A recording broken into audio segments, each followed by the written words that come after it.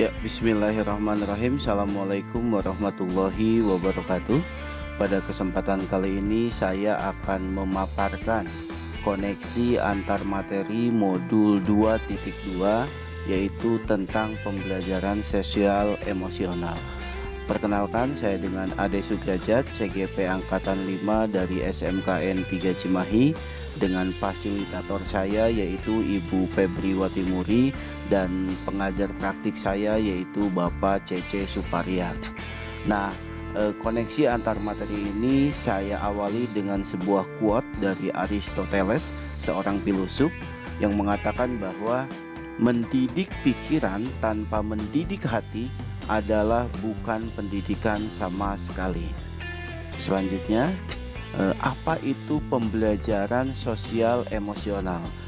Pembelajaran sosial emosional adalah pembelajaran yang dilakukan secara kolaboratif oleh seluruh komunitas sekolah. Proses kolaborasi ini memungkinkan anak dan orang dewasa di sekolah memperoleh dan menerapkan pengetahuan, keterampilan, dan sikap positif mengenai aspek sosial dan emosional.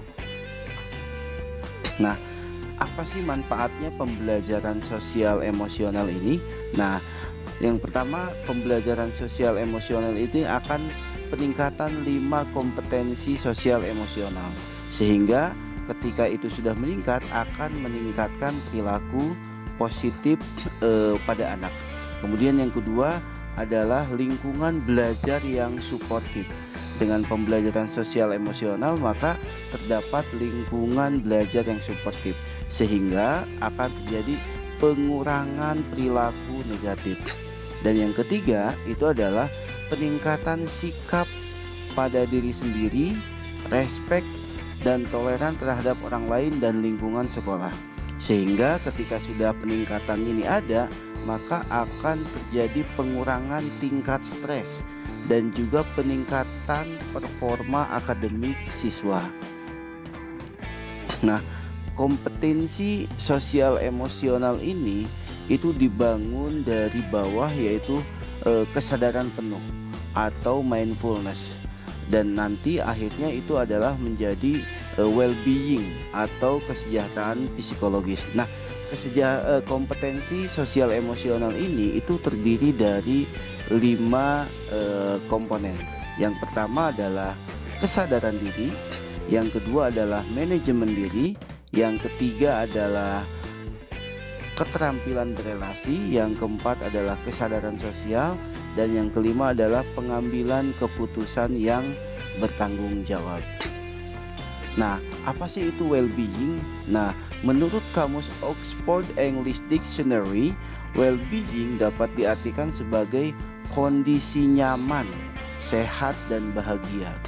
Well-being adalah sebuah kondisi individu yang memiliki sikap yang positif terhadap diri sendiri dan orang lain, dapat membuat keputusan dan mengatur tingkah lakunya sendiri, dapat memenuhi kebutuhan dirinya dengan menciptakan dan mengelola lingkungan dengan baik, memiliki tujuan hidup dan membuat hidup mereka lebih bermakna, serta berusaha mengeksplorasi dan mengembangkan dirinya. Nah, ada 5 keterampilan sosial emosional. Yang pertama adalah kesadaran diri, yang kedua adalah manajemen diri, yang ketiga adalah keterampilan berelasi, yang keempat adalah kesadaran sosial, dan yang kelima adalah pengambilan keputusan yang bertanggung jawab. Kita bahas satu-satu seperti apa. Nah, apa itu kesadaran diri?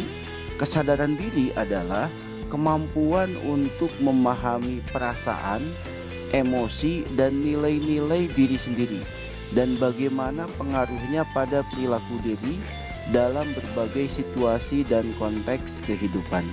Kemudian yang kedua, apa itu manajemen diri? Manajemen diri adalah kemampuan untuk mengelola emosi, pikiran, dan perilaku diri secara efektif dalam berbagai situasi dan untuk mencapai tujuan dan aspirasi. Selanjutnya, apa itu kesadaran sosial? Yaitu kemampuan untuk memahami sudut pandang dan dapat berempati dengan orang lain, termasuk mereka yang berasal dari latar belakang, budaya, dan konteks yang berbeda-beda. Selanjutnya, apa itu keterampilan berelasi? Yaitu kemampuan untuk membangun dan mempertahankan hubungan-hubungan yang sehat dan suportif. Dan terakhir, apa itu pengambilan keputusan yang bertanggung jawab? Yaitu kemampuan untuk mengambil pilihan-pilihan membangun yang berdasarkan atas kepedulian, kapasitas dalam mempertimbangkan standar-standar etis dan rasa aman, dan untuk mengevaluasi manfaat dan konsekuensi dari berbagai macam-macam tindakan dan perilaku untuk kesejahteraan psikologis atau well-being dari diri sendiri, masyarakat, dan kelompok. Nah, apa itu kesadaran penuh? Nah, menurut Hawkins di bukunya halaman 15 tahun 2017 mengatakan bahwa kesadaran penuh itu sendiri dapat diartikan sebagai kesadaran yang muncul ketika seseorang memberikan perhatian secara sengaja atau sadar pada kondisi saat sekarang, dilandasi dengan rasa ingin tahu tanpa menghakimi dan kebaikan. Nah, yang tadi itu bisa dilatih yaitu dengan teknik stop. Apa itu teknik stop? Yang pertama, S-nya sendiri adalah stop atau berhenti sejenak. T-nya itu adalah take a breath atau ambil napas dalam-dalam. Kemudian yang O-nya itu adalah observe atau amati sensasi pada tubuh, perasaan, pikiran, dan lingkungan. Selanjutnya adalah proses, yaitu setelah observe langsung selesai dan melanjutkan aktivitas selanjutnya. Nah, selanjutnya implementasi pembelajaran sosial dan emosional di kelas dan sekolah, yaitu implementasinya bisa dalam bentuk pengajaran eksplisit, itu bisa melalui kokurikuler atau ekstrakurikuler. Kemudian yang kedua, integrasi dalam praktek mengajar guru dan kurikulum akademik, jadi terintegrasi dalam pembelajaran. Kemudian yang ketiga adalah penciptaan iklim kelas dan budaya sekolah. Dan yang keempat adalah penguatan KSE pendidik dan tenaga kependidikan di sekolah. Selanjutnya, apa kaitan pembelajaran sosial emosional yang telah saya pelajari dengan modul-modul sebelumnya? Nah, ini adalah bagannya. Nah, di koneksi antar materi ini ketahuan ya bahwa tujuan utamanya itu adalah semuanya berpihak kepada murid, dan berpihak kepada murid itu adalah untuk menciptakan profil pelajar Pancasila, mulai dari filosofi KHD, nilai dan peran guru penggerak, visi guru penggerak, budaya positif, pembelajaran berdiferensiasi, dan juga pembelajaran sosial emosional. Nah, koneksi pembelajaran sosial emosional dengan filosofi KHD. Nah, melalui pembelajaran sosial emosional, guru dapat menciptakan well-being dalam ekosistem sekolah, sehingga tercipta suasana yang nyaman dan aman agar murid menjadi bahagia. Hal ini sejalan dengan tujuan pendidikan menurut KHD, yaitu menuntun segala kodrat yang ada pada anak-anak agar mereka dapat mencapai keselamatan dan kebahagiaan yang setinggi-tingginya, baik sebagai manusia maupun sebagai anggota masyarakat. Yang kedua, koneksi pembelajaran sosial emosional dengan nilai dan peran guru penggerak.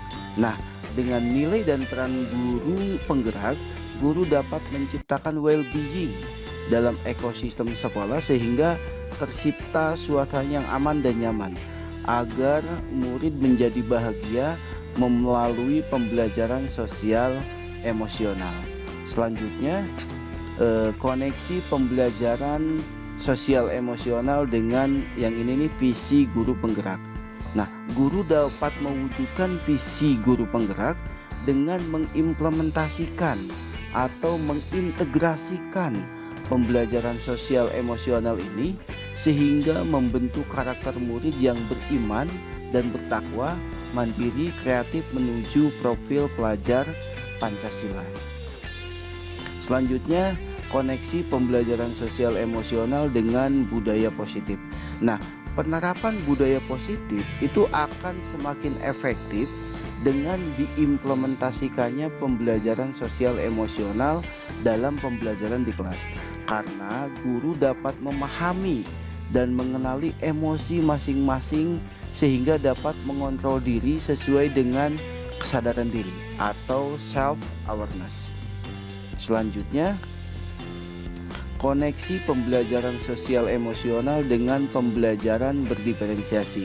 Nah, pembelajaran berdiferensiasi itu akan semakin baik jika guru mengintegrasikan pembelajaran sosial emosional dalam mengidentifikasi perasaan dan emosi murid. Dengan demikian, guru memenuhi kebutuhan belajar murid melalui pembelajaran berdiferensiasi yang mengakomodir kebutuhan siswa. Terima kasih, itu saja pemaparan saya tentang koneksi antar materi modul 2.2 tentang pembelajaran sosial emosional. Terima kasih. Assalamualaikum warahmatullahi wabarakatuh.